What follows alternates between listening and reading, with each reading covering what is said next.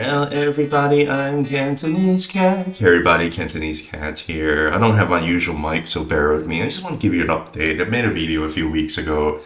Don't remember exactly when, it must have been like 4 or 6 weeks ago, about how each of these stocks, Tesla, Palantir, and Nvidia, where they are at with their cycles and kind of what I'm expecting moving forward. One thing about Tesla, and I'm going to start Tesla first because I think Tesla is early bull cycle.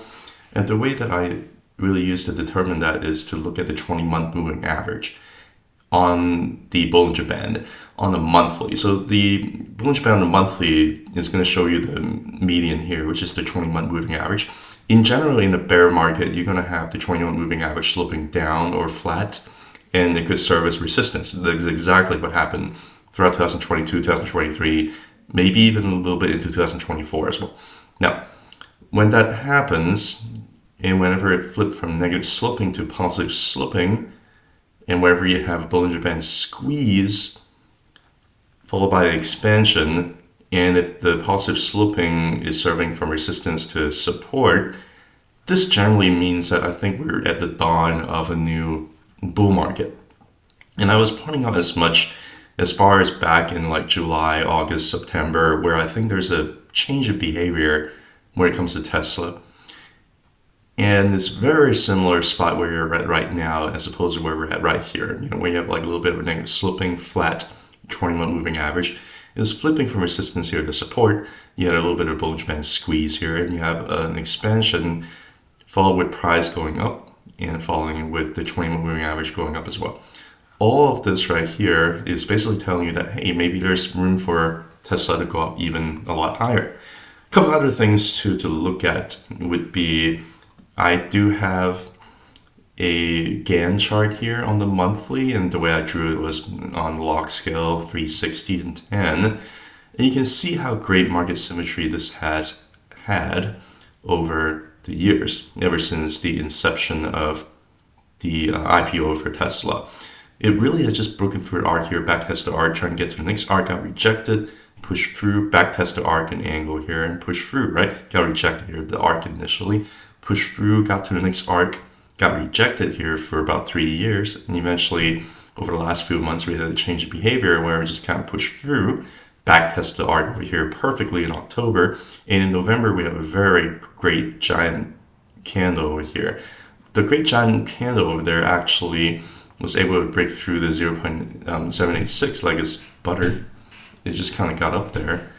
And as it pushed through it like butter and kept going up there, in addition to pushing through the 0.786, it also pushed through the 0.86 like it's butter in December as well.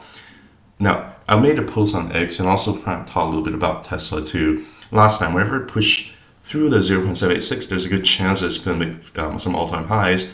But last month it was getting rejected here at 0.86, which I think is the final boss. The final boss looks like it's beaten now. Looks like it wants to go up a lot higher. Now, this is a little bit similar compared to what we've experienced over here before the big giant parabolic bull run in 2019, 2020. What you would say is if you're looking at a Fibonacci sequence here, and that's kind of what happened last time. You had a hard time breaking through the 0.786 here for November of 2019. And as soon as you break through the 0.76, you're talking about some like all-time high stuff. It just kind of broke all the way through all-time high in December 2019, and the rest is history, right? I think we might be at a very similar juncture here where Tesla has a lot more room to kind of just keep going up over time. Now, whether or not it's going to go up in a straight line, I don't know. All I know is it does look like this is early bull market. Even the monthly Ichimoku cloud tells me the same thing. You have a bullish Tenkan Kijun cross over here, and now both the Tenkan Kijun serving as support on the monthly, and you also price kind of broken way about the monthly Ichimoku cloud. A very similar thing happened here. You had a bullish cross over here, price broke about the monthly Ichimoku cloud, like looks like it wants to keep going up, right? Whenever it does that, the next level wants to go to here. In this particular case, it tried to break through this horizontal line here for years, and it was just kind of able to break through that like it's butter. Did back test it here a little bit on the COVID wick, but it got to the next level here on the arc, right? Over here, what do we expect to necessarily happen? Well, we don't know for sure. Does it have to come back and backtest the arc here before going higher? Probably not. It looks like it just wants to hit the horizontal line here around $700.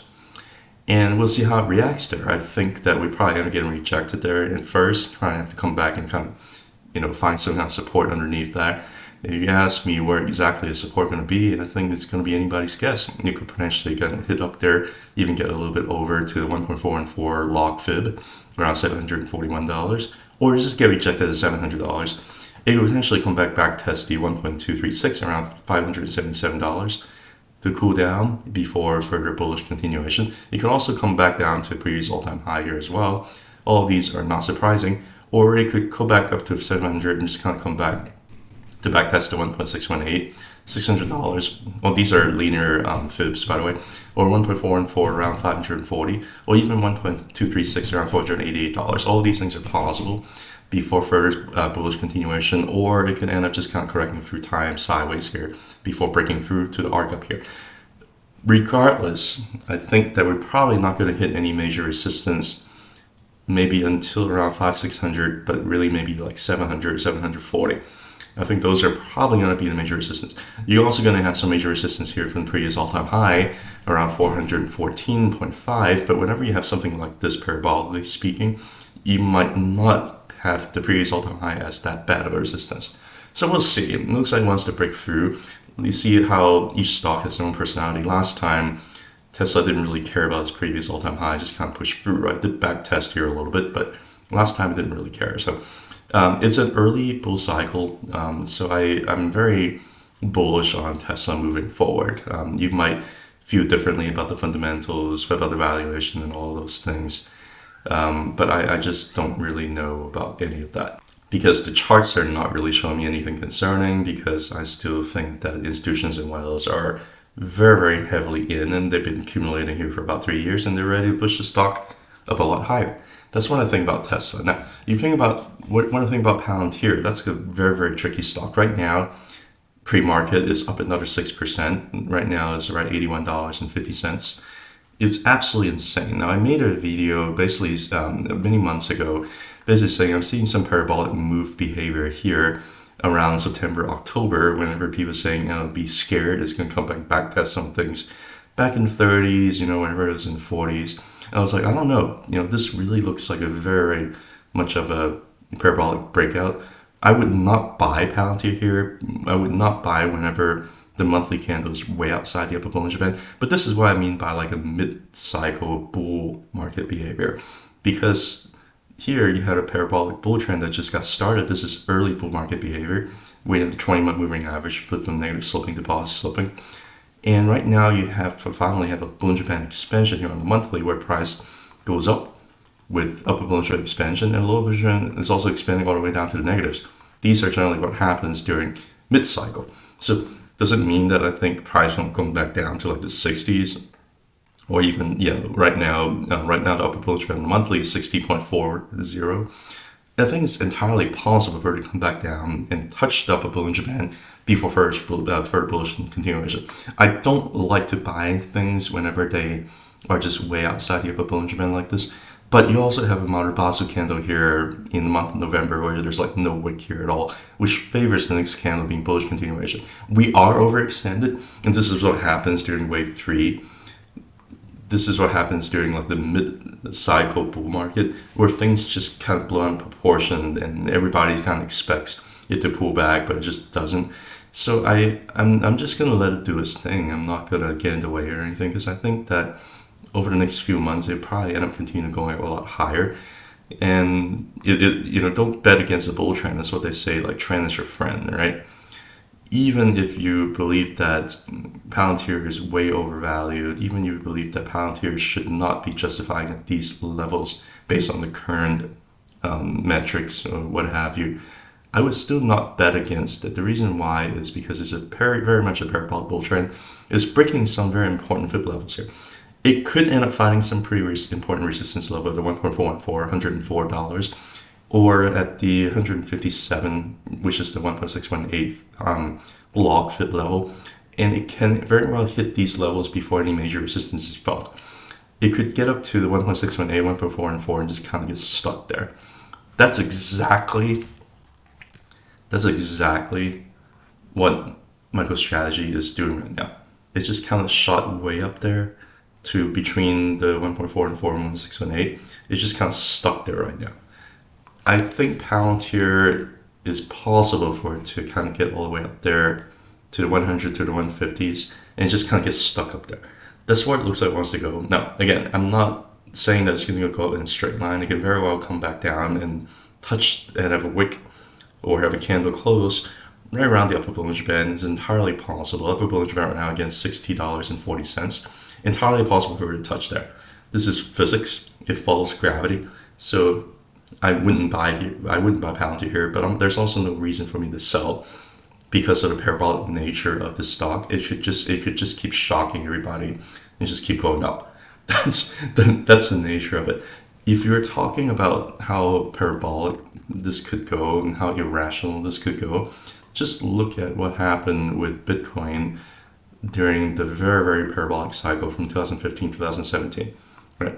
If you're looking at the fib levels here, I can say that the Bitcoin parabolic bull cycle just pushed through all these levels, pushed through the 1.236, 1.4 and 4 here. It got stuck here briefly for a few months, right? And just keep pushing through all this, push through 1.618, get all the way to the 2.272 before it got rejected, and you get punished for like 3 years over here when things are cooling down, right? So the same thing can potentially happen with Palantir, where things can just keep on getting up parabolically, and it just keeps on getting up parabolically speaking, all the way up to some ridiculous numbers above.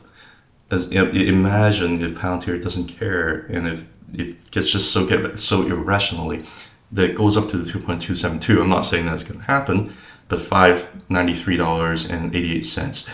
It just goes crazy and get up there, and you end up getting punished for like 3 to 5 years before valuation catches up, because you already have all these valuation expansion that's happening right here.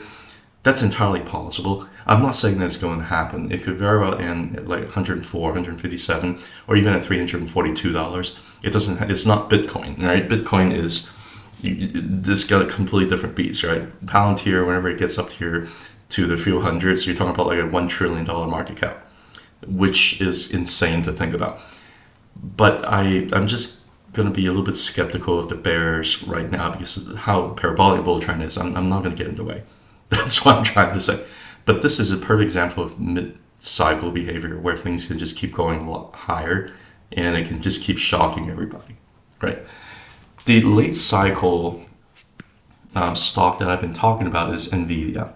Now, Nvidia, you can see that with Palantir, I already showed you the Bollinger Band, right? It's all the way down in the negatives here for the lower Bollinger Band. It keeps on expanding downwards, right? And the upper Bollinger Band keeps expanding upwards. Nvidia has a little bit of a different behavior. I think it's a little bit more late cycle. The reason why I say that is because the Bollinger Band expansion has already happened a year ago. And you have the lower Bollinger Band going all the way down to the negatives here back in like January of this year, right, 2024. And it's just kept pushing up higher. And you can see that Nvidia has reached its 2.272, right, which is what I suspect Palantir might potentially get to, although it's kind of insane to kind of think about. It doesn't have to. It could also end the cycle right around the 1.6, 1.4, and 4, right? But Nvidia reaches 2.272, and it's having a hard time pushing through. It's basically getting rejected almost right at the dollar over here around November 2024 at the 2.272.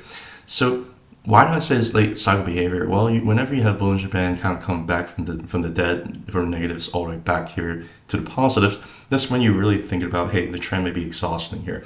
Here you see like things come down sideways here for about 7-8 months. Low Bollinger Band came back up, right? You have another late push up to the horizontal Gann line over here, and that was the end of that cycle. Here, the cycle before that, you can see Bollinger Band came back from the dead, went back to the positives here, and then it might have another lick up for another 2 or 3x before the cycle ends. It didn't even really hit the arc up here, which was a little bit, prematurely truncated. So that's what I'm saying. I think not Palantir. I think Nvidia is kind of like this late cycle over here.